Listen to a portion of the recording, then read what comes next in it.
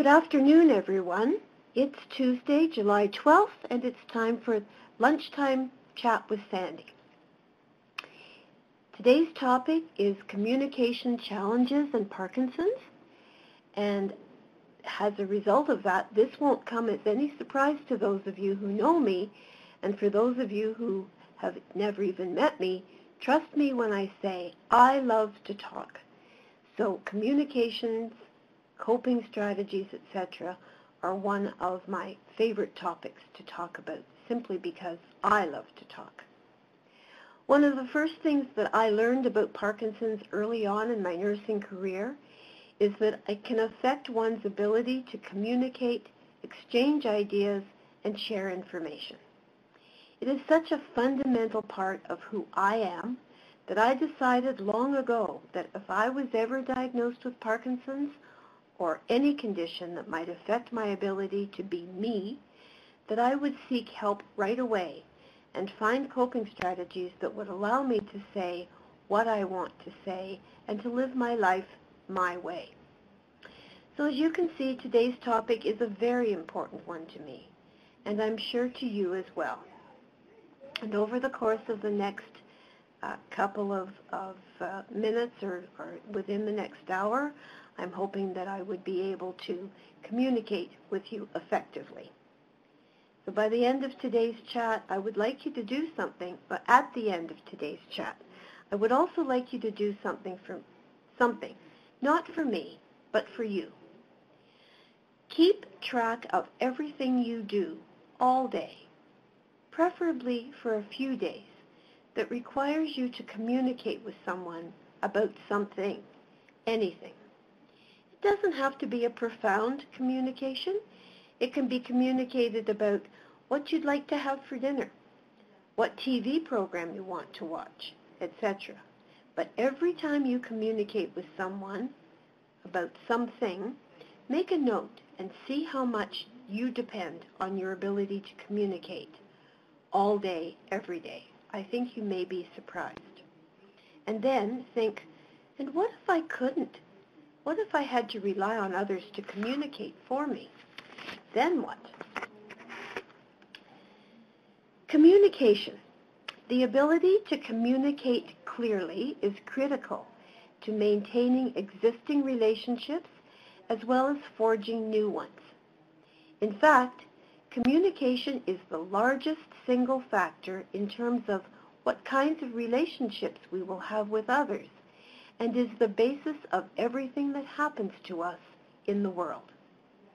Gosh, that was a heavy way to start my talk today, but I wanted to be sure that I grabbed your attention right off the bat. All I'm trying to say is that communication is much more than just exchanging information. It is a fundamental aspect of all human relationships, the way we connect with each other, with other people, and maintaining relationships within them. There are many components or pieces to the communication process, some that are obvious and some that are not so obvious. So here are a few of those pieces that are involved in communication. First of all, you have to have a sender. That's the person who is sending the message. Then you need a receiver, who is the person who is taking in the message, the person that's being spoken to. A verbal message, that's the words that are actually spoken, but also there are non-verbal messages, which is the way that the words are spoken, including the look on your face, your tone of voice, the posture of your body, and gestures that you use in your communication. Then there's the feedback piece. That's the return of information to the sender. That's your response to what's being said. Then there's the context, or the physical and social settings in which messages are sent. There's a perception of what's being said, which is our ability to select, organize, and interpret information into an understandable and meaningful picture of the world. This is an important component because there are many differences between our perception and actual reality. Also, our behaviors and responses depend on what is being perceived. A couple of more points. Evaluation. That's our ability to analyze the information we receive, the ability to take it in, make sense of it based on past experiences, and knowledge, and last but not least, transmission. That's the actual expression of both verbal and nonverbal information from the sender to the receiver. I'm sure by now, as I read out all those pieces that go into effective communication, you can see how Parkinson's can compromise your ability to communicate clearly. But before I get into all that, I want to share my favorite joke about ineffective or miscommunication. Bear with me. I'm sure some of you have heard this one before, but I think it's an excellent example of what I mean by ineffective or miscommunication.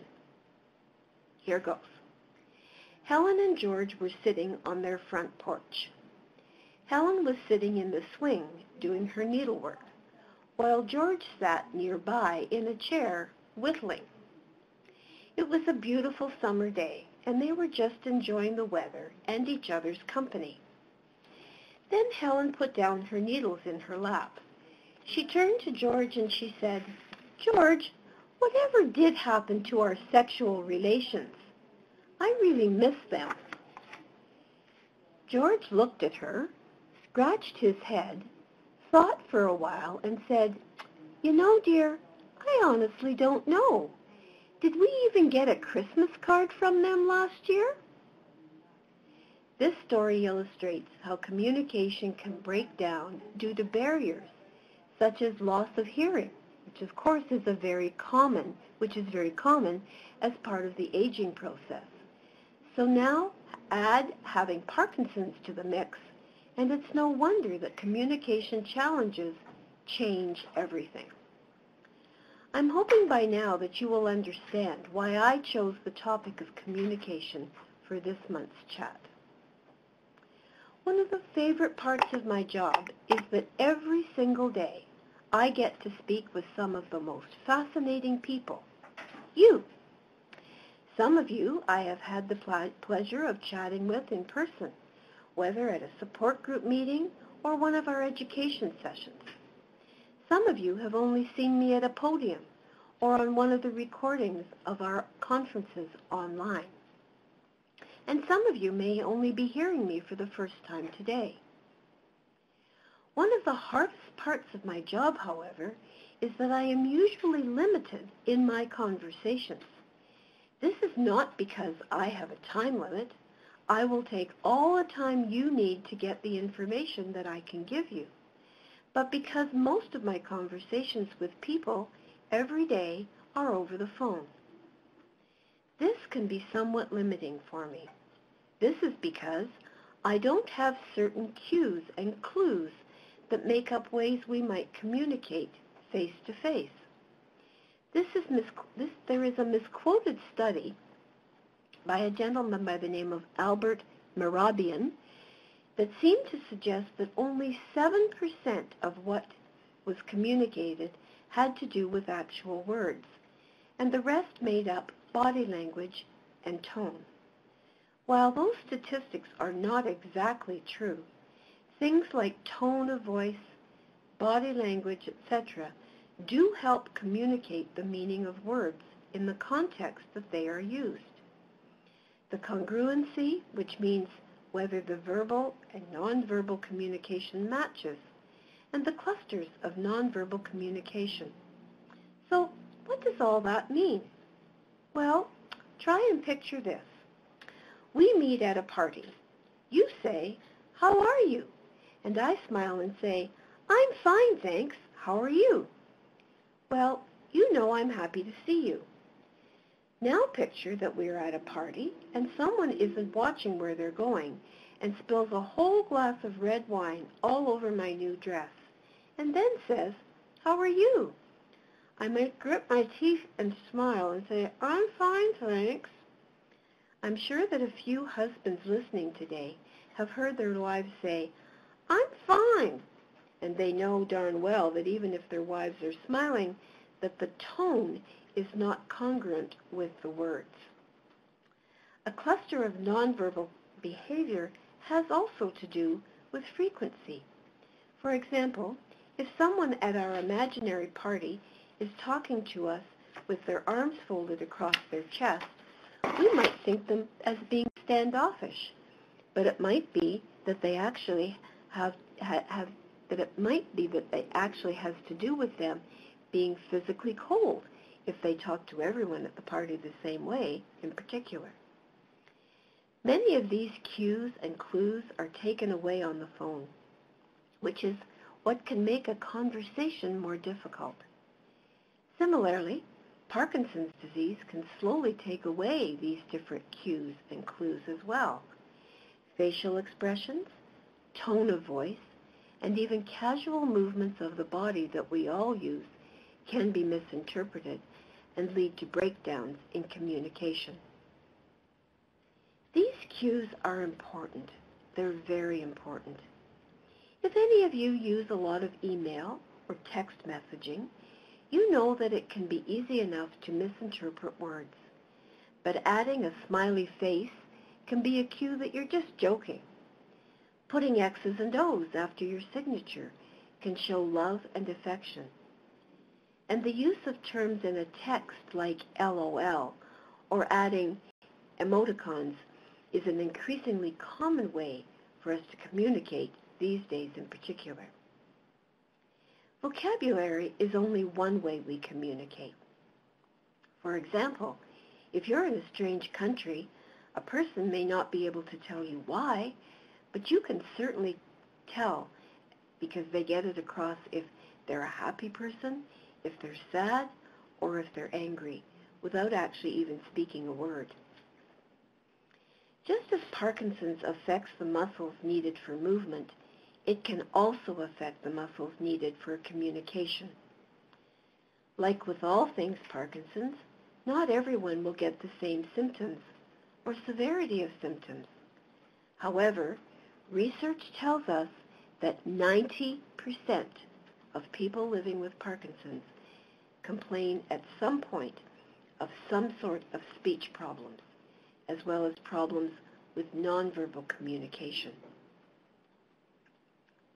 A couple of months ago, my chat was on the stages of Parkinson's, and it's important to understand that the stage when these problems might emerge is different for everyone. So just because you don't have a problem with communication today does not mean that you won't ever develop a problem at some point. So it is important to be prepared in the event that it does happen. We have had some excellent lectures on speech by knowledgeable speech-language pathologists. Most recently, we had a webinar by Dr. Angela Roberts, which you can find on the Parkinson's Canada YouTube channel. Dr. Roberts covered many of the various problems with speech, such as reduced volume, slurred speech, fast speech, and a monotone or a hoarse voice. I would be happy to send you the link for this excellent webinar if you can't find it. So please call me or send me an email if you would like to see this. It really is an excellent webinar. One of the greatest messages that we try to get across to people is the idea of prehabilitation versus rehabilitation. Prehabilitation has to do with strengthening someone to be better able to do with changes that can occur later, rather than rehabilitation, which is trying to fix issues after the change occurs. Let me put prehabilitation to you this way. If you were going to run a marathon, you wanted to compete in the Olympics, you wouldn't decide one weekend, oh, I think I'll do that next week. You would train, possibly for years, to build your endurance in order for you to be able to complete the race. Another way of putting this is to use the old phrase, don't wait to close the barn door after the horses have gate. Many people who are newly diagnosed with Parkinson's immediately join an exercise program, which is an excellent idea. We want people to strengthen muscles, to retain their flexibility, and build endurance in preparation for the potential physical changes that they may experience somewhere along the Parkinson's journey. Likewise, we want people to be proactive in retaining their ability to speak. A good speech-language pathologist can help. So just what is a speech-language pathologist, you might ask? This is a healthcare professional that can assist you with all aspects of communication, including facial expressions, speech, as well as body language. Just as it is recommended to incorporate physical exercise into your daily routine soon after diagnosis, it is also recommended that you see a speech-language pathologist early on in the journey as well. By seeking help sooner rather than later, the speech-language pathologist can assess your speech difficulties and your specific speech difficulties and suggest coping strategies to improve your speech right from the get-go. Even if you are not having problems with speech yet, the speech-language pathologist may pick up subtle changes that you may not have noticed and can make suggestions for preventing problems from developing later on. Some forms of therapy might involve exercises to increase speech volume. Others improve speech clarity. Others improve articulation and tone, improve your rate of speech, coordinate breathing and speech, and improve nonverbal communications such as facial expression. The most widely accepted form of speech therapy is known as the Lee-Silverman voice treatment method. This is also known as the Think Loud program and is a particular method used by specially trained speech-language pathologists for people living with Parkinson's throughout the world. It can help people sustain improvements in their speech. You can see it as there is an LSVT, trained speech-language pathologist, near you also, and you can see it on the web at www.lsvtglobal.com. Click on the Find a Clinician button, and that would help you to find a specialized speech therapist in your area. Some people may have limited access to speech-language pathologists, so you might need to get creative. Using your voice in new ways or exercising may be of help. Singing, reading out loud, or doing a little acting. It's all about practice, practice, practice. And that's really the key when it comes to speech and voice training. Speech therapy can be expensive, and if you are not prepared to practice daily or even twice a day, don't bother wasting your money, because that's exactly what you will be doing. It is an exercise that needs to be done on a regular, daily basis. The earlier you begin the exercises, the better, as it is much more difficult to rehabilitate the voice in advanced Parkinson's. Look on it as an investment in your future. Because we live in an increasingly technological world, many people's call us to ask if there are mechanical solutions to somehow aid voice problems. After all, we have hearing aids to help people hear better, so why not devices to help them talk better? Technology can be wonderful. Someone who can't write because of their Parkinson's, the very tiny small handwriting that you can't read, they may still be able to use their computer to communicate with people through email.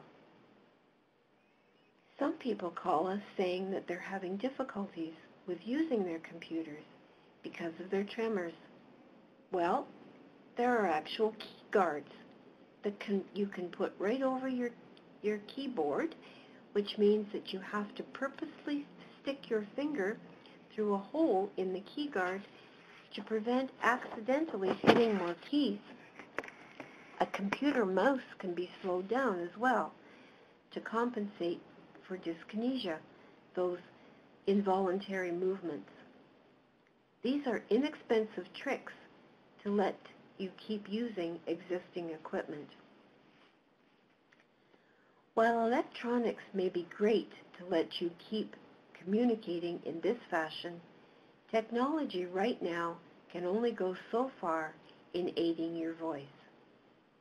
For issues of chronically soft voices, there can be portable voice amplifying systems, such as one known as Chattervox.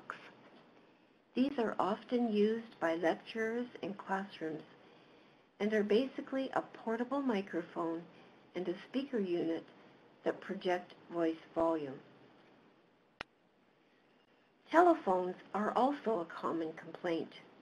There are some specialty units that can amplify the volume of the speaker, and these can often be ordered through your local branch of the Canadian Hearing Society. These are a few tools that can only help with soft voice.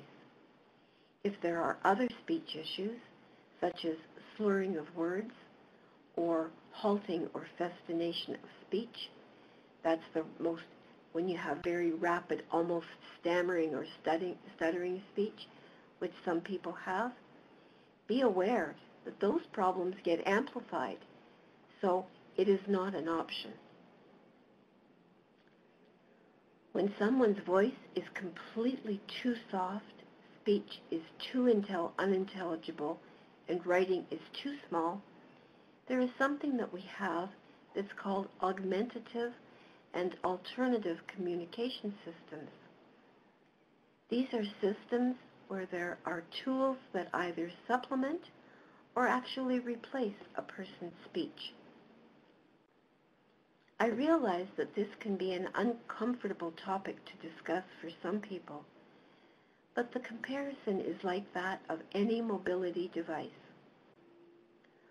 While the devices that I have mentioned before, like the key guard for your keyboard to help you to type more effectively on your keyboard, or the Chattervox, these things can be likened to a cane, whereas augmentative or alternative communication systems can be more like a walker or a wheelchair.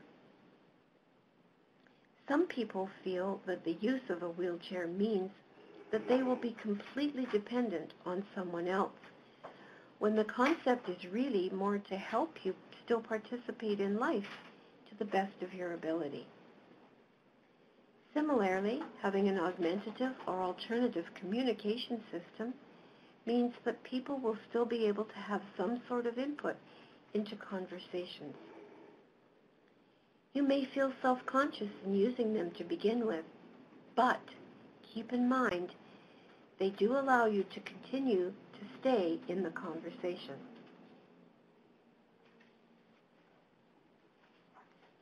An augmentative communication system can be something as simple as a letterboard.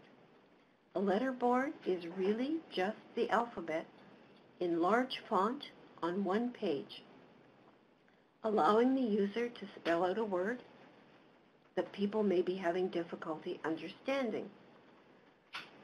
One letter can be enough sometimes, That can help us to know if we're talking about Mary, Larry, Barry, or Terry. An alternative communication system that many people may be familiar with is the speech-generating device that Stephen Hawking uses. These types of systems may be used by clicking a switch, or in Mr. Hawking's case, with sensors that track his eye movements. A speech-language pathologist may also be helpful to help someone choose a system that works best for their needs. These systems may not be as complex or as expensive as you may think.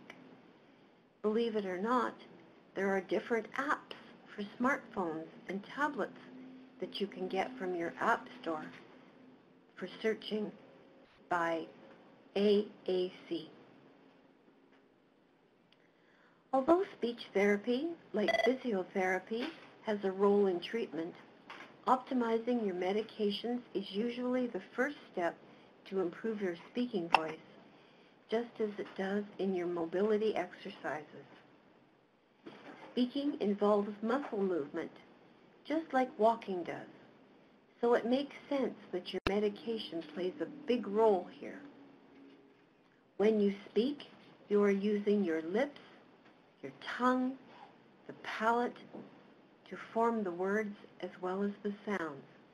And in fact, about 100 muscles in your chest, your neck, your jaw, again your tongue and your lips have to be working in perfect coordination in order to produce speech. Similarly, the muscles of breathing play an important role in the volume of your voice.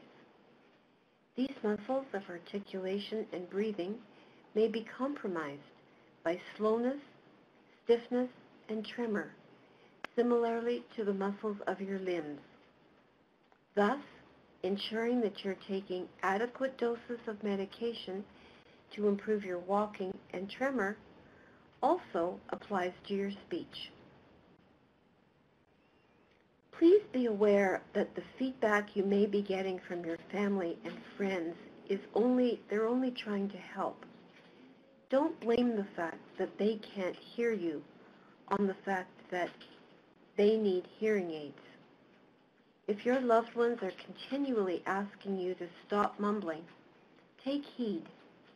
You may feel that you are speaking at a normal level. Experts believe that there may be a bit of disconnect between your perception of your voice and how it sounds to others.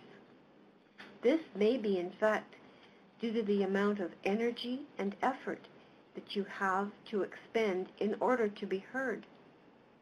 Most of us have had the experience of hearing our own voice recorded and thought, oh my, is that what I really sound like? It's often quite different than what we expected, and having Parkinson's may impair that perception even further. Taping yourself may be a good exercise to get an idea of what the problem is like for others. The following is a list of useful tips and things you can try to improve your ability to speak well. Stay relaxed when you talk so you can put your best efforts forward into your speech. Sit up or stand up as straight as possible so that your voice and words are projected forward and not down into your lap. Speak slowly, as this is often helpful in improving speech intelligibility. Speak deliberately. As you slow down, concentrate on precise articulation. Take a deep breath before speaking. This will help ensure that you have a large volume of air to push past your vocal cords. Purposely try to speak more loudly than you think is appropriate. People with Parkinson's, again, often perceive that they're actually shouting, when the bottom line is they're simply talking loud enough just to be heard, for their voice to be audible by others. Practice your speech in front of a mirror, reciting and reading familiar text while raising your voice. Shout this out so that someone in the next room could easily hear you, even with the door closed. Do this type of exercise to develop a habit of thinking loud whenever you speak. A more exaggerated type of speech and loudness is very important. Try singing on a regular basis, as it is a great way to exercise your voice and breathing muscles. I realize that not everyone has perfect pitch, and that not everyone in your family may want to hear your voice. But there are lots of ways that you can sing and places you can go to sing, even if it's just in your car, in order to practice your voice and breathing muscles. Note your facial expressions as well as your body language, especially when you're practicing in front of that mirror I mentioned a few minutes ago. Practice vocal exercises as much as your physical exercises. When speech begins to be a more significant issue, there are other strategies. Again, contact a speech-language pathologist for a reassessment of your specific issues to see if there are other exercises that you can try. If needs be open to working with a speech-language pathologist to help find new communication strategies, as well as other forms of communication that I mentioned a while earlier today. Choosing the best time to communicate your important issues is a very important point. Avoid times when you are off. That's times when your medications are not working. Avoid times that you're very sleepy and you are maybe very fatigued, as this can also really diminish your ability to be able to speak clearly. Avoid times if you are experiencing a very high level of anxiety. That will definitely impact your speech. Be sure to get rid of any distractions. These may include such things as turning off your TV, stereo, any other electronics that will distract you when you're trying to have a conversation. Not only is this helpful when you're talking to someone in your home, it is especially important when you need to speak on the phone. It is very easy to be drowned out when you're trying to leave a message, and therefore somebody won't be able to call you back if they can't hear your phone number.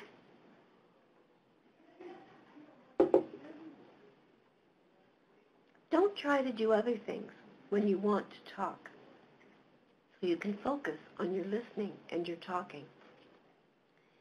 Make sure you are paying attention and are able to look directly at your partner while speaking. Again, choose a quiet space in order to have an important conversation, or any conversation for that matter. Avoid trying to have conversations in large groups and strive for one-to-one conversations. Both spouses and partners should have both hearing and a vision check, just in case. Parkinson's can't be blamed for everything. Please keep that in mind. Plan in advance when you need to communicate, especially if there is a limited time, such as a doctor's appointment. Handing a list of concerns could be a more productive use of your time, rather than have the doctor trying to understand what it is that you're trying to say, and possibly misunderstand what your concerns are. Most importantly, for any speech exercise to be effective, whether you're seeking the expertise of a speech-language pathologist or practicing improving your speech on your own, if this is going to be consistently effective, you must practice your exercises on a daily basis. I can't stress this enough. Otherwise, you will tend to fall back on your old speaking habits. When it comes to being a care partner for a person with Parkinson's who is having some difficulty speaking, try not to complete your loved one's sentences for them all the time, or don't always correct them if they don't quite get the right word. This can be very discouraging for people. There may be times, however, when it is appropriate, especially if they're tired or if they're ill or if the situation is urgent. You may have to advocate for them and speak up on their behalf. Just make sure that you're choosing the right times to do that. You, too, may need to slow your pace, give less information, and position yourself to ensure that your loved one has heard and understood you. Don't try to talk to people from behind. It's very important to make sure that you're sitting at their level, standing at their level, and that you can maintain eye contact. Remember, silence doesn't mean that nothing is happening. Allow for the person living with Parkinson's to process what is being said and respond. Repeating continuously is not going to help. Encourage your loved one to speak slowly and clearly. Make sure that your loved one has time and space to practice speech therapy, which hopefully will be loud. So to summarize some of the things that I've been trying to talk to you about today, I want to talk to you first about language and memory changes, changes in thinking as well as language. These changes can make it difficult for people with Parkinson's to think quickly, for example.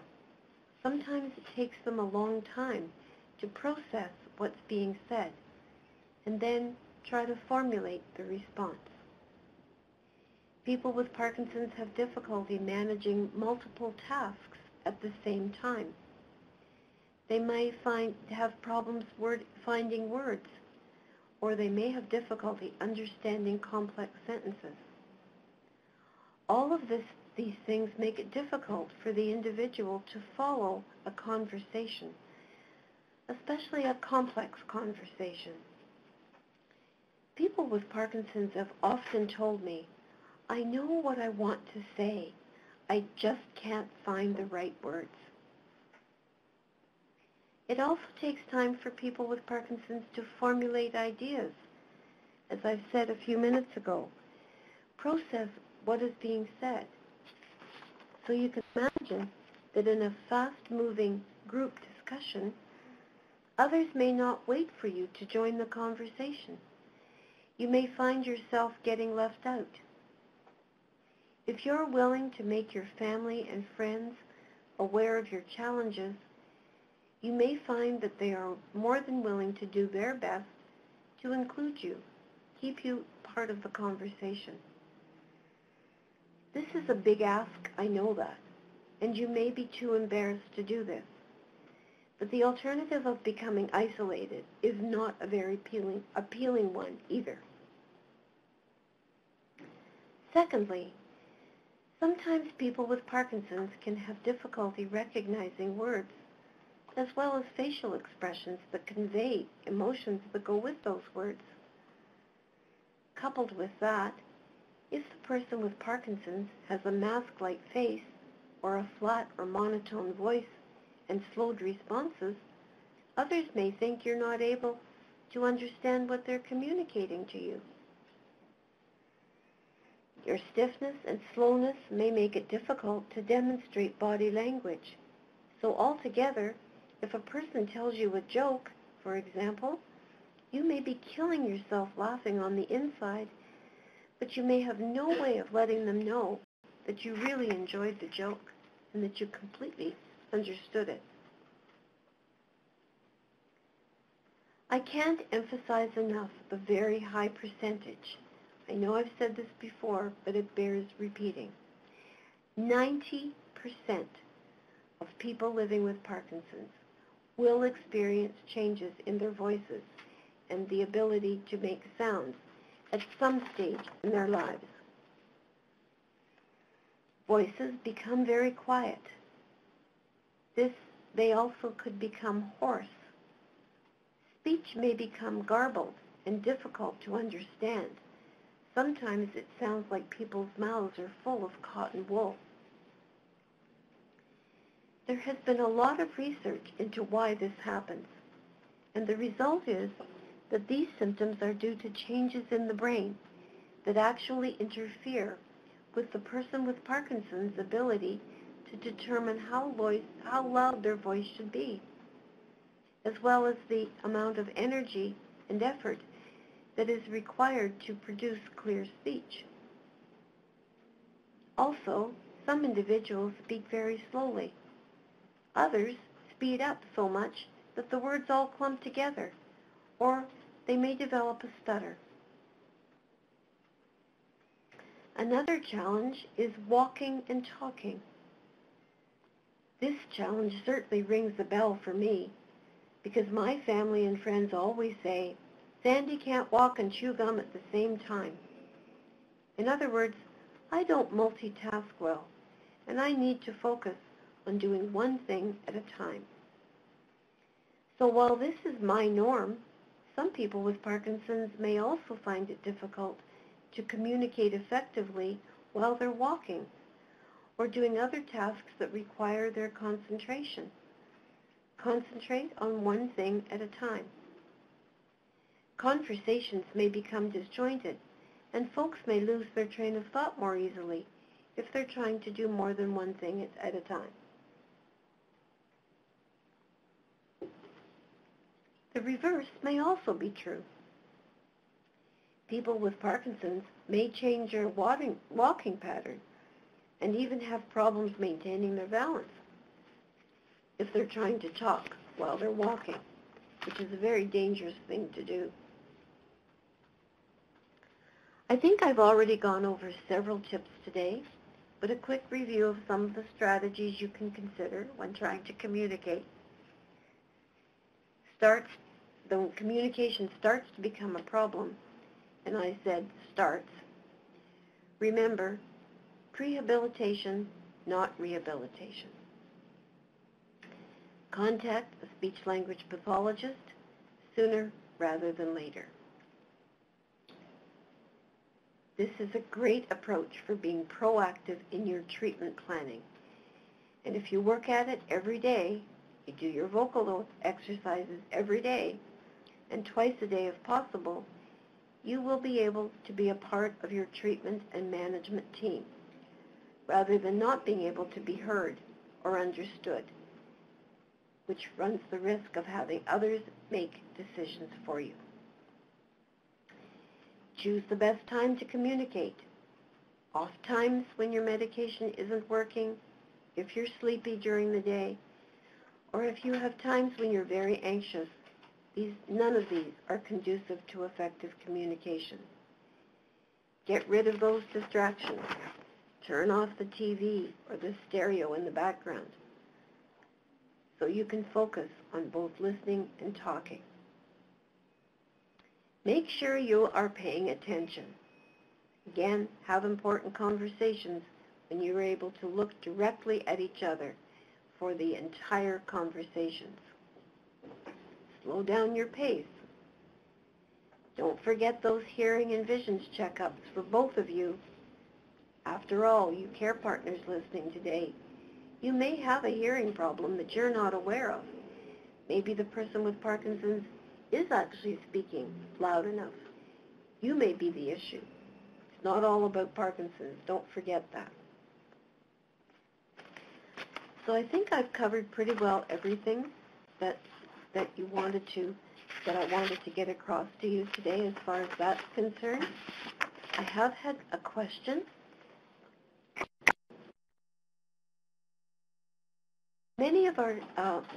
The question is from the leader of a support group, and her question is, first of all, that many people, and I think this will apply to obviously not just people in her group, but to many of you listening today, that you like to go to the theater, either up to Stratford if you live in Ontario or any other theater during the summer. And she said some of the people in her support group are wondering if they can even consider trying to get to the theater and sit through a performance when they have Parkinson's and when they have issues with taking their medications on time, with trying to control their involuntary movements, etc. Well, the bottom line is that try your best not to have your Parkinson's dictate what you can and can't do. You know your body better than anybody else. The timing of your medications is tantamount in order to be able to function, to do anything. And I think it's a shame when people with Parkinson's feel that they can't go places or do things. Really, it's really a matter of manipulating your medications to suit the specific situation. So, for example, if you rely on taking your medications, say, for example, every 3 hours, even every 2 hours, have your medications with you, easily accessible so that you can just reach into a pocket, pull out your medication, and take it. Make sure, of course, that you have some water. See, I don't know of any theater that won't allow you to have a bottle of water with you, and therefore, you take it with your water, and you should stay on throughout the performance. If, for example, when the performance ends and you feel stuck and that you can't leave the theater in an appropriate way, then take an extra tablet of your medication. Make sure that your doctor is aware that you're going to do this. Chew it. If it's possible to take it with a carbonated beverage to get it into your system, just that much faster, then that's an even better thing to do. You will come back on again. Your medications will start to take effect, and you will be able to exit the theater at the same time as everybody else. As far as the dyskinesias are concerned, if that's a huge issue for you, try to ask for a seat, for example, a little maybe toward the back of the theater, so that you don't disrupt others' viewing ability, etc., and also so that you don't miss what could be an excellent performance. If the dyskinesias are really quite severe, then maybe what you should do is delay taking your medication a little bit. Yes, you will be off, and yes, you won't be able to move as effectively, but the reality is that, again, you will at least be able to enjoy the performance, not be able to move as well, of course, but then you can take your medication and it will become effective again quite quickly. So again, there is no reason to miss out on anything, really, because of the Parkinson's. Adjust your medications accordingly. If anybody that's listening today has a further question about this, then please don't hesitate to let me know, and I'd be happy to go over this with you again. The other question I had is in relation to travel services for people who have disabilities. I'm not exactly sure what this question is pertaining to. There are accessible tours through a company called the March of Dimes. There may be travel tips and trips, etc., through a website called www.worldonwheels, that's WORLDONWHEELZ.com, where you'd be able to get some travel tips and trips. Certain travel ideas and suggestions may also be found. We have a fact sheet here on Parkinson's and traveling. And as a result, if you would like a copy of that, I'd be happy to send you a copy of that. Different modes of transportation, whether it's by boat, by air, by rail, or by bus, may have different accommodations that are offered for people with disabilities. Some actually even have reduced or free fares for caregivers or people who are accompanying people with disabilities on trips. It can take a little planning, but many people still travel with Parkinson's. I know of lots of people who actually travel by themselves. So I think that's about all for today. If anybody wants to have more information about communication in particular, don't hesitate to give me a call. I can be reached here in the Greater Toronto Area at 416-227-3375. My 1-800 number is 565-3000, extension 3375. You can also email me at Sandy, that's SANDIE, .Jones, JONES, at parkinson.ca. So please don't hesitate to write me if there are any further questions. Thank you for listening in today, and I hope that I've managed to communicate effectively with you to help you communicate more effectively with your friends and family. Take care, and bye for now.